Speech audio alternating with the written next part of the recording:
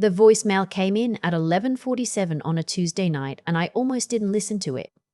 I was in the middle of reviewing a vendor contract, the kind of thing that takes all your brain and then some, when my phone buzzed on the desk. My sister's name on the screen. I set it face down and kept reading. She could wait. Whatever it was, she could wait. I finished the contract, made a note about the liability clause, poured the last of the coffee that had been sitting on the burner since 7 and was now basically tar. Then I picked up the phone. I'm calling a family dinner. Sunday, Mom and Dad's house. You need to be there, Isabel. A pause. This is important. Don't make excuses. That was it. No hi, no, how are you, no context, just a summons. I sat there in my kitchen in Austin with that terrible coffee going cold in my hand, and I thought, I'm not going. I had a pitch deck due Monday. I had a call with my investor in Seattle at 8 a.m. I had exactly zero interest in driving 90 minutes to my parents' house in San Marcos to sit across from my sister and watch her perform whatever new drama she'd cooked up. I texted back, can't make it, busy weekend. Her response came in 4 seconds flat. Isabel, Dad asked for you specifically, please. The please is what got me. My sister does not say please. She directs, she organizes, she schedules, she manages, she does not ask. So I stared at that word for a long moment, and then I typed back, fine, what time? Here's what you need to understand about my sister Courtney before any of the rest of this makes sense. She's 3 years older than me. She married a guy named Patrick who does something in commercial real estate that I've never fully understood. But that involves a lot of golf and a lot of talk about square footage. They live in a house in the hill country with 4 bedrooms and a pool and a wine fridge that costs more than my first car. She volunteers at the right charity events. She knows which restaurants have the right kind of waiting list. She is the daughter my parents point to when someone at church asks how their kids turned out. I am the other one. I started my company at 26 with $14,000 in savings and a second monitor I bought off Facebook Marketplace. We make supply chain management software for mid-size manufacturers, I know. Not glamorous, but manufacturers have money and their software is almost universally terrible, so there's a market. I worked 18-hour days for 2 years. I ate cereal for dinner more nights than I want to remember. I missed Thanksgiving the year we were closing our Series A because I was on the phone with investors until midnight. My parents were supportive in that anxious, sideways way that parents are when they don't really understand what you're doing, but they love you and they're scared for you. My mom sent care packages with protein bars and hand lotion. My dad called every Sunday and asked careful, general questions. How's business? Good? Good. Courtney, for her part, had a consistent take. Why don't you just get a normal job? What's the point of all this stress? You're going to burn out. You're going to fail. She never said it mean exactly. She said it the way you'd say I just worry about you while clearly believing you were making a terrible mistake. She said it at Christmas and at birthdays and once, memorably, at our cousin's wedding while we were waiting for the rehearsal dinner to start. I just think you're setting yourself up for disappointment, is all. I had stopped arguing about it around year 3. By year 5, I had stopped explaining. I just let her say it and changed the subject. What I did not tell my sister, or my parents, or honestly anyone in my family except in the vaguest possible terms, was that 6 months before that Tuesday night phone call, I had closed a deal with a private equity firm out of Boston that valued my company at $18 million. I had not sold the whole thing. I'd taken a partial exit enough to put $4 million in my personal account and still retain majority ownership and my CEO role. $4 million.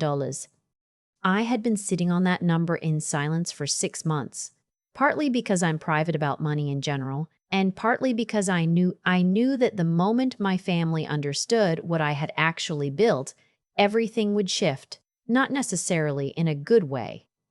I was right about that. I just didn't know exactly how right. Sunday came. I drove in 90 minutes to San Marcos with the windows down because it was October, and Texas in October is the best thing in the world. I told myself it was probably nothing. Dad wanted to see me. There was some family decision to make the lake property, maybe, which had been a topic of vague discussion for a while. I could handle it. I'd be back home by 8. My parents' house is a brick ranch they've lived in since before I was born. The backyard has a pecan tree my dad planted the year they got married.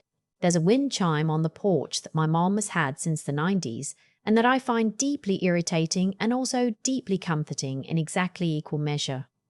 Courtney's Range Rover was already in the driveway when I pulled up. So was a car I didn't recognize. Grey sedan. Rental plates. I sat in my car for a moment. Rental plates. I went inside.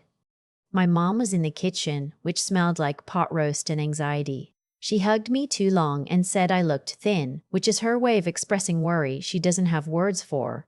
My dad was in the living room and he stood up when I came in, and his expression was the expression I remembered from when I was 16 and he had to tell me that our dog had died. Careful. Bracing. Courtney was on the couch. Patrick was next to her. And in the armchair across from them sat a man I had never seen before, late 50s. Reading glasses pushed up on his head, leather portfolio in his lap. "Isabel," Courtney said, and she stood up and crossed to me and took both my hands. Her own hands were cold. "Thank you for coming. Sit down." I looked at the man in the armchair. "Who is this?" "This is Ron." She glanced at him. "He's an attorney." Something in my chest went very still. "Why is there an attorney in Mom and Dad's living room on a Sunday?" I said, and I said it to my dad, not to Courtney. My dad sat back down. He looked at his hands. "Just sit down, sweetheart. Let's talk." I sat, but I didn't take off my jacket. Here's what my sister had decided, apparently after weeks of conversation with Patrick and Ron the attorney, which no one had thought to include me in. My father had been having some memory issues. Small things, forgetting appointments, repeating himself, losing his keys. The kind of things that could mean anything at 71, or could mean something specific. He had seen his daughter, who had referred him to a specialist who had not yet given any formal diagnosis, but had used the phrase early cognitive changes worth monitoring. This was news to me. This was real news, and it landed hard. And I looked at my father's face and saw that he was embarrassed and tired, and that he had been carrying this for a while. Before I could say anything about that, before I could even process it, Courtney kept talking. She had done research. She had spoken to Ron. She had a plan. The plan involved my parents updating their estate documents, which made sense, and also involved Courtney being named the primary trustee and financial decision-maker for anything going forward, which she framed very smoothly as taking the burden off Mom and Dad. She had also, and this is where I started paying very close attention, drafted a document that would, in effect, consolidate all financial decisions related to any family assets, including any money that might come from the sale or restructuring of family-adjacent business interests. She didn't say my company, she said family-adjacent business interests. Ron the attorney flicked to a page in his portfolio. "Since your company was partially funded in its early years by a personal loan from your parents," Courtney said, looking at me with her most measured expression, "there's a legal argument that a portion of the business equity is a marital and family asset. Ron's firm has looked at this. We think it's worth addressing proactively." The room was very quiet. My mother was looking at the floor. My father was still looking at his hands. Patrick was looking at a spot somewhere over my left shoulder, with the face of a man who had been coached on what expression to wear. I said, "What loan?" Courtney blinked. "The money Mom and Dad gave you when you started, the $12,000. "That was a gift," I said. "Mom told me it was a gift. I have texts that say it was a gift." "Well," Courtney glanced at Ron, "there's some ambiguity there, and given Dad's situation, we feel it's better to have clarity on all financial." "Courtney," I looked at her, "what exactly are you trying to do here?" She straightened up. "I'm trying to protect this family." "From what?" "From you making decisions that affect everyone without any accountability." Her voice got tighter. She had clearly prepared this part. You've been running this company in secret for years. We have no idea what it's worth. We have no idea what you've been doing with money that arguably belongs to all of us. You refuse to be transparent, you never talk about finances, and meanwhile Dad is getting older and Mom can't manage everything alone, and someone needs to be responsible for making sure the family is protected. I had known she might say something like this. I had anticipated in some corner of my mind that this dinner had something to do with my company. But sitting there in my parents' living room with the pot roast smell and the pot and the attorney and my sister's prepared speech, I felt something I hadn't expected. I felt very, very calm. How much do you think my company is worth? I asked. She paused. I don't know. That's the point. You won't. Ballpark. Patrick shifted. Courtney's jaw tightened. I don't know. A few 100,000 maybe, if it's doing well. I looked at my dad. Did you ask for this meeting because you wanted it or because she organized it? My dad finally looked up. He met my eyes. There was something there, apology or close to it. She said it was important, he said. I thought maybe a conversation would be good. He paused. I didn't know about the attorney. Dad didn't know Ron was coming. I looked at Courtney. I thought it would be easier to have everything in one place, she said quickly.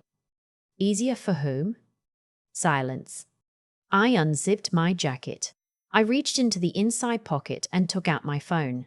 I found the PDF I had uploaded 3 weeks earlier, the one I had been carrying with me everywhere like a spare tire since the moment Courtney had sent me that clipped, strange voicemail. The one I had prepared because I know my sister. I have known my sister for 32 years and I know that she does not call family dinners unless she wants something. I connected my phone to the Bluetooth speaker on my parents' bookshelf, the one they use for audiobooks, and I pulled up the screen share to the TV. What are you doing? Courtney said. Being transparent, I said. The first document was the closing summary from my partial exit 6 months ago. The number was on the third line. $4,200,000 net after taxes and fees deposited to my personal account. My mother made a sound, not words, just a sound. My father put his hand over his mouth. Courtney stared at the screen. Patrick stared at the screen. Ron, the attorney, stared at the screen with a carefully neutral expression of a man who is billing by the hour. My company's current valuation, I said, is $18 million. I own 53% of it. My actual attorney, not a surprise guest, has confirmed that my parents' original $12,000, which was given as a gift with no equity stake attached, has no legal claim on any of the company's value. I have the original texts, the gift letter my mother signed, and 7 years of financials that are clean. I looked at Courtney. There is no ambiguity. She opened her mouth, closed it. I said, ran a background check on Ron's firm last week. I swiped to the next document.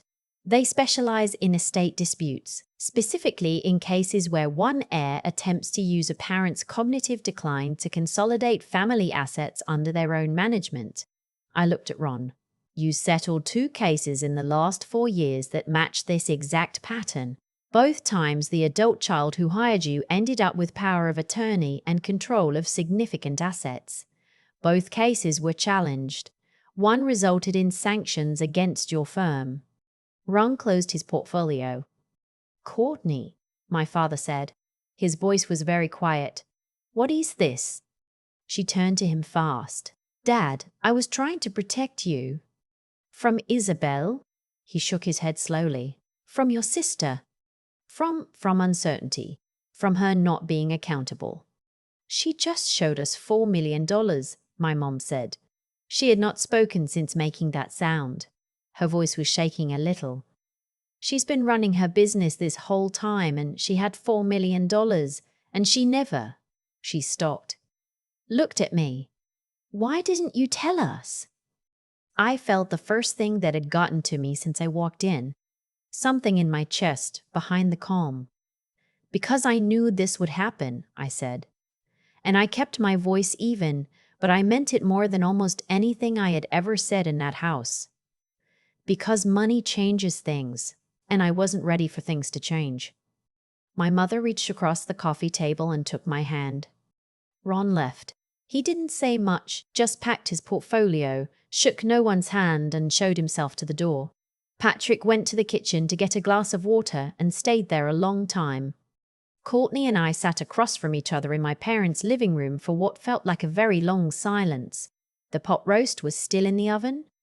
The wind chime moved on the porch. "I wasn't trying to steal from you," she said finally. She didn't sound angry anymore.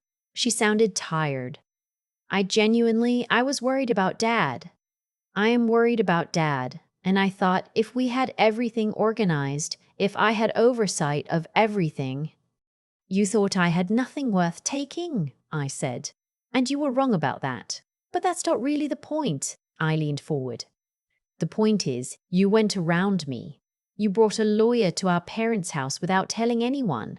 You built a legal argument against your own sister without picking up the phone to ask her a single question first." I looked at her. "That's not protecting the family. That's just control." She looked away.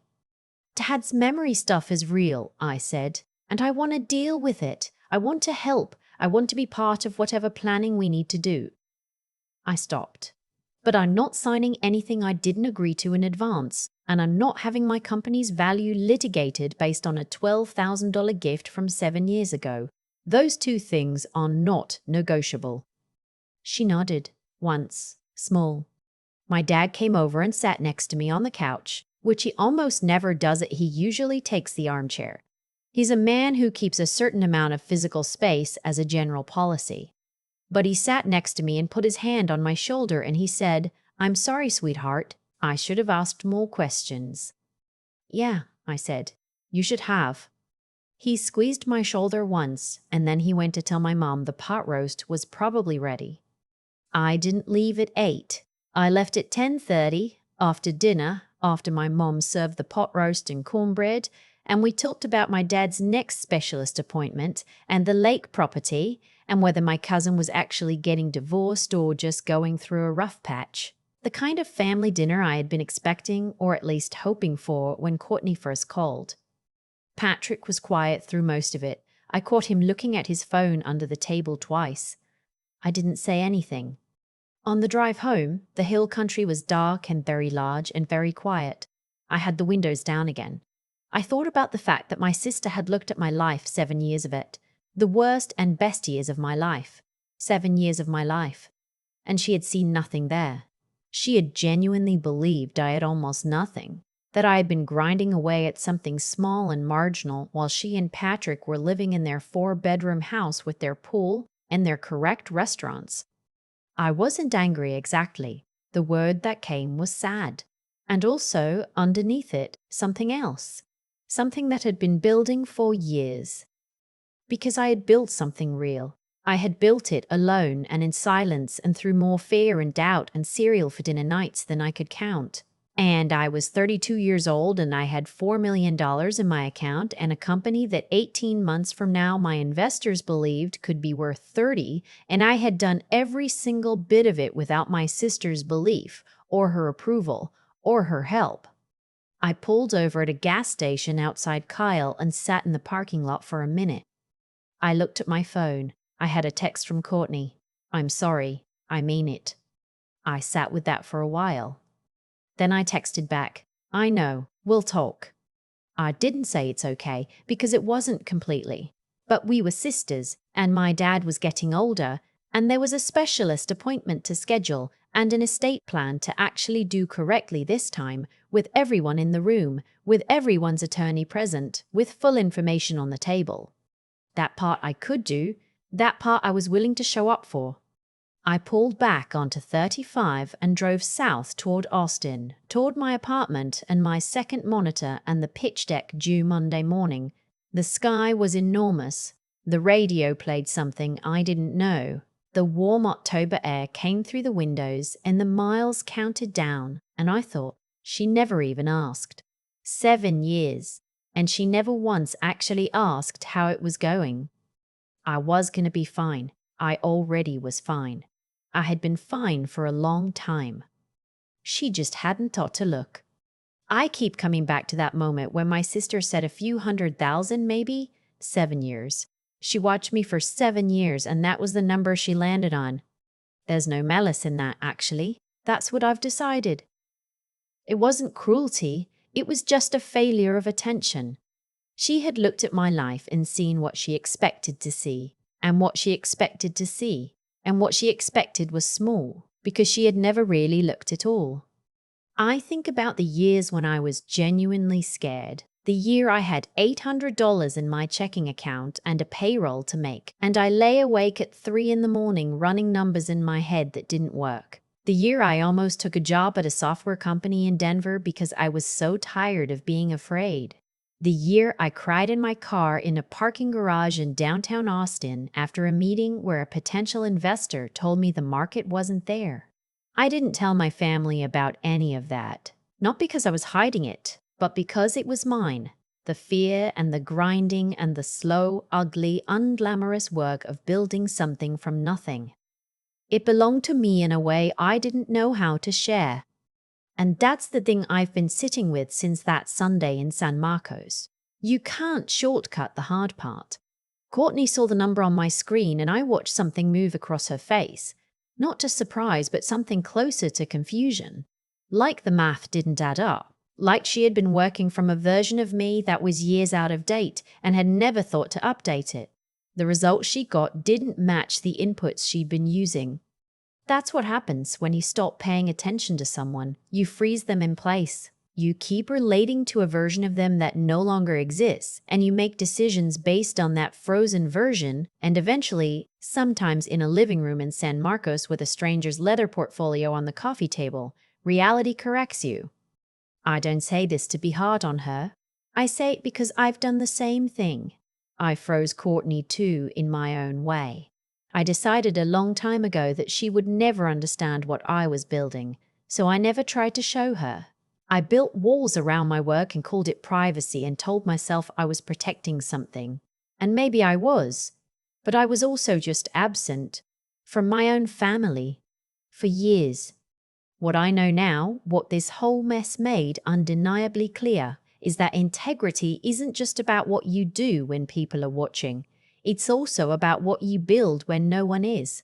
I built something real. I built it honestly, with clean financials and no shortcuts, and a lot of cereal for dinner. That document on my phone, the closing summary, the $4 million, the proof, it existed because of every single unglamorous decision I had made over 7 years. The character of a thing shows up in the details long before anyone else sees them. And intelligence, real intelligence, not the kind that impresses people at dinner parties, is preparation. It's running the background check 3 weeks in advance. It's uploading the PDF before you drive 90 minutes to a family dinner. It's knowing your sister well enough to know that please from her means something is wrong, and being ready for it. My dad has a specialist appointment next month. I'm going with him. My sister and I have talked twice since that Sunday, real conversations, not performances. It's awkward and slow and probably will be for a while. That's fine. Most things worth doing are awkward and slow at first. I drove home that night through the dark hill country with the windows down and I thought, I was fine before anyone knew. I'll be fine now that they do. The number on the screen didn't make me who I am. The 7 years before it did.